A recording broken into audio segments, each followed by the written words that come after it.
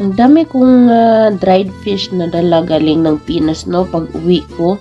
So, nilagay ko lang siya sa, sa box nang nagkausap kami ng friend ko about sa dried fish. So, kasi nakalimutan ko na. Pagtingin ko pala, na molds na siya.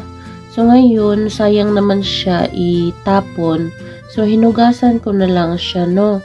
Tapos, until na natapos ko siyang hinugasan, so piniprito ko siya. Piniprito kasi naisip ko na gamitin ko sa susunod, ilagay ko lang siya sa freezer.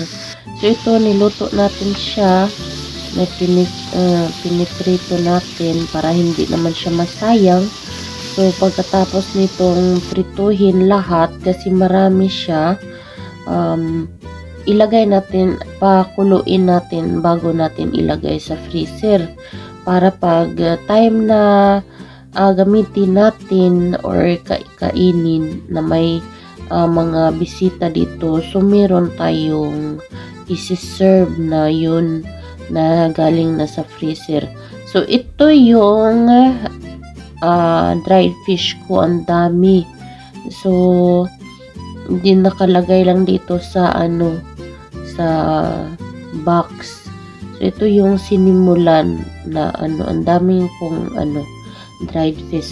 So yun lang guys, no, na ginawa natin. Kinuha natin sa box, tapos nilagay natin sa freezer. Yung iba guys, hindi ko na piniprito kasi hindi naman siya nag-molds. So binalik ko sa box. So yung piniprito ko lahat is yung nag-molds na.